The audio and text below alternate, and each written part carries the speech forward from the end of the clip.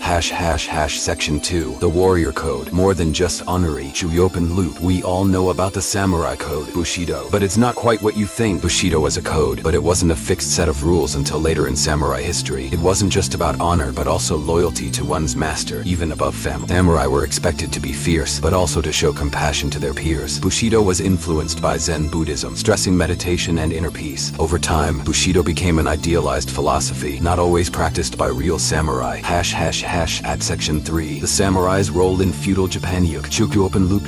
What exactly did samurai do in feudal Japan? You might be surprised. Samurai were not just warriors, they were also landowners and government officials. Their duties included managing lands, collecting taxes, and enforcing laws. Samurai could also be poets, artists, and philosophers, not just fighters. The samurai were crucial in keeping the peace during Japan's feudal period. Their power depended on serving a local lord or odaimyo who owned large estates. Section 4. The rise to power. The age of the shogunju. Open loop.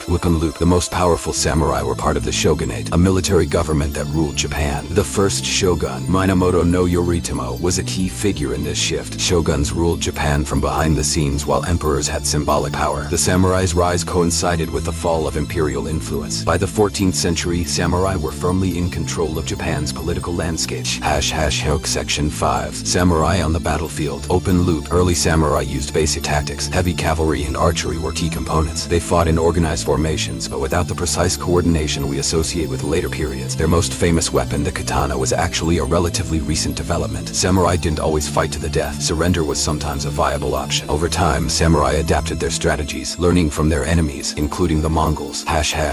Section 6. The samurai and the Mongol invasions. Open loop. The Mongol invasions of Japan might sound like a warrior's dream, but they revealed the samurai's weaknesses. The Mongol invasions in 1274 and 1281 were disastrous for Japan. Samurai were unprepared for the large-scale, coordinated attacks of the Mongols. Samurai lost several battles due to poor strategy and untested tactics. The Japanese kamikaze or divine wind helped thwart the Mongol fleet, but it wasn't due to samurai bravery. Despite their reputation, the samurai needed help from nature, not just their skills.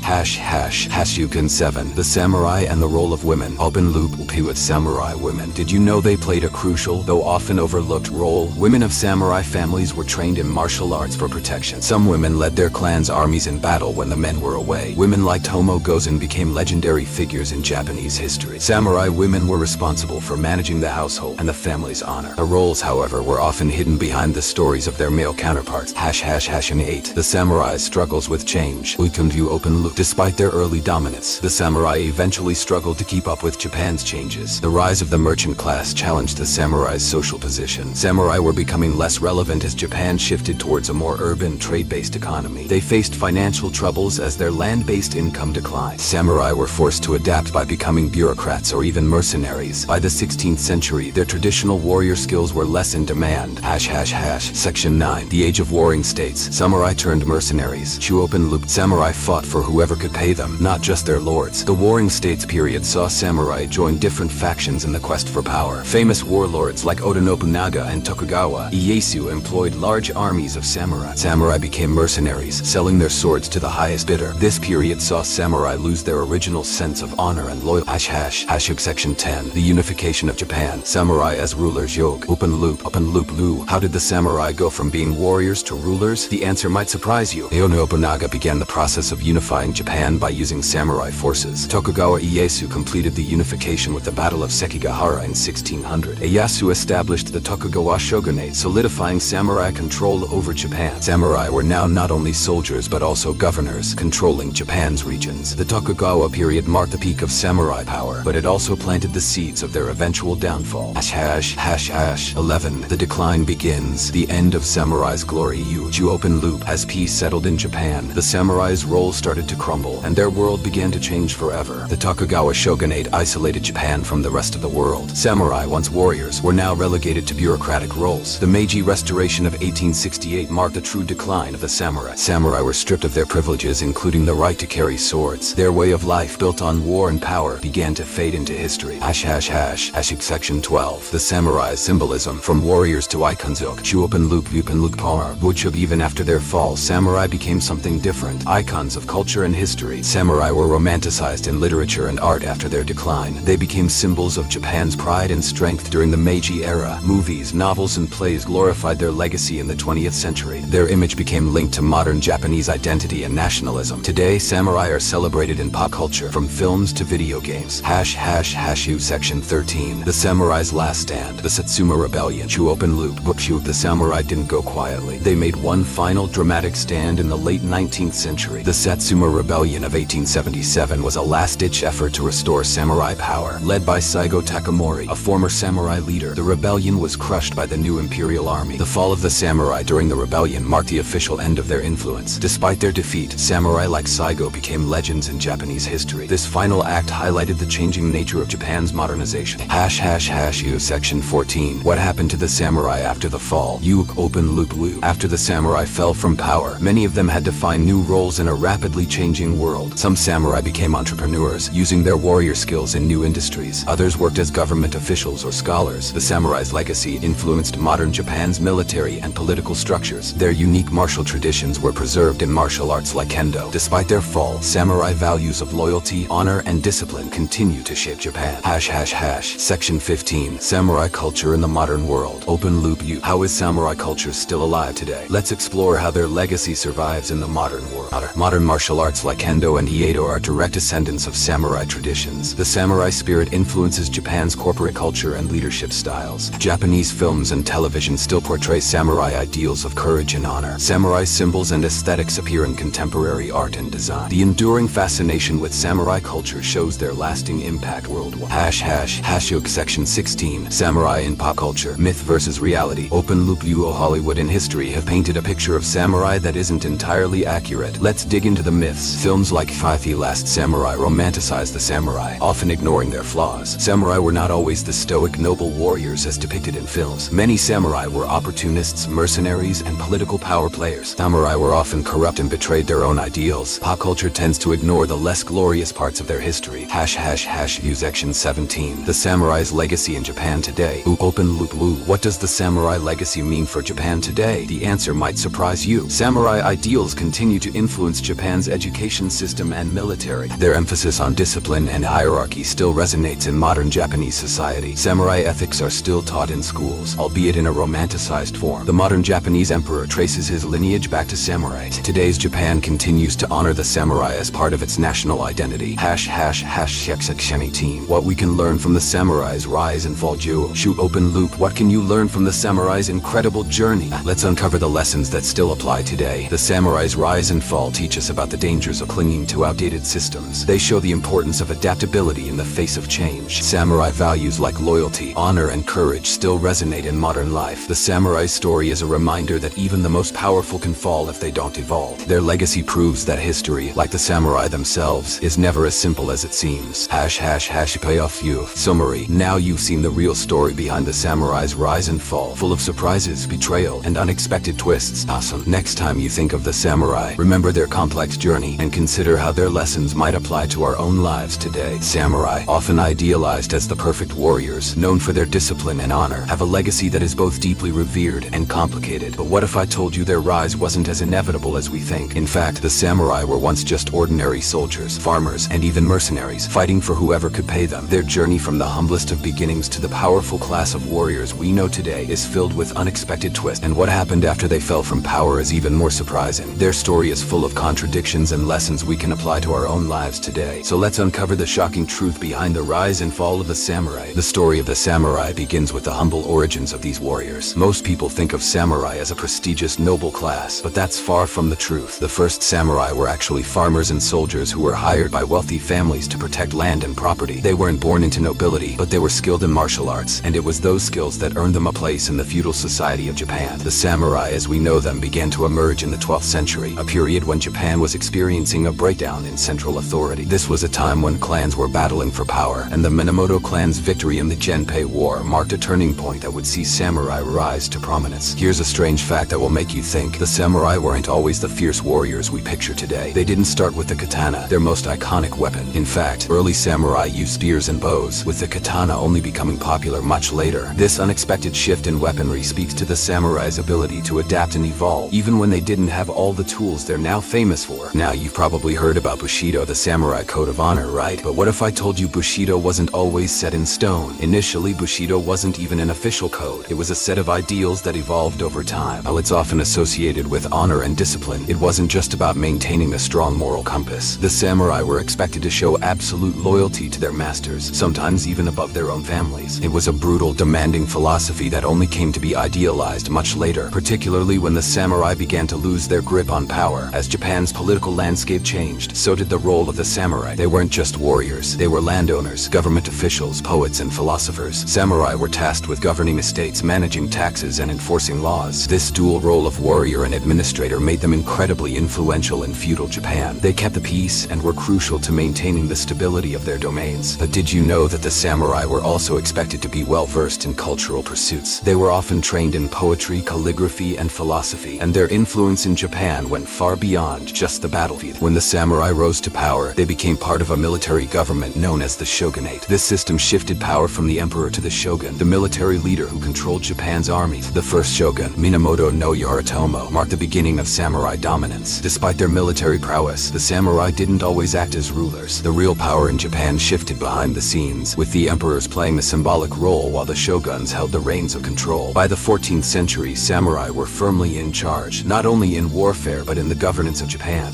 But here's where the story gets even more intriguing. Samurai, often thought of as invincible warriors, weren't always so formidable on the battlefield. Early samurai tactics were fairly rudimentary, and their military strategies lacked the refinement we associate with later periods. The samurai were often better known for their mounted cavalry and archery, but their initial tactics were far less sophisticated compared to those of their enemies. In fact, it wasn't until they encountered the Mongol invasions that their shortcomings became evident. The Mongol invasions of Japan in 1274 and 1281 are often viewed as defining moments for the samurai. You might think these warriors would have been unstoppable against the Mongols, but in reality, the samurai were ill-prepared for the scale of the Mongol military. They were uncoordinated in their response and suffered several losses. It wasn't until a series of storms, dubbed the kamikaze, or divine wind, that the Mongols were forced to retreat. Contrary to popular belief, it wasn't the samurai's bravery that saved Japan. It was nature's intervention. This little-known fact might surprise you. The samurai's victory was more about weather than it was about warcraft. Despite their initial struggles, the samurai were adaptable, and they learned from their enemies. As the centuries went on, their tactics grew more refined, and their strategies became more sophisticated. But change was coming. The rise of the merchant class in Japan began to shift the samurai's position in society. With the economy evolving, samurai, who had once relied on land as their primary source of income, found themselves in financial trouble. Their traditional warrior skills became less in demand as Japan's society moved towards a more urban, trade-based economy. Here's something that might surprise you. Despite their noble ideals, many samurai turned to mercenary work during the Warring States period. The samurai's sense of honor and loyalty, which had once been absolute, became more flexible as they fought for the highest bidder.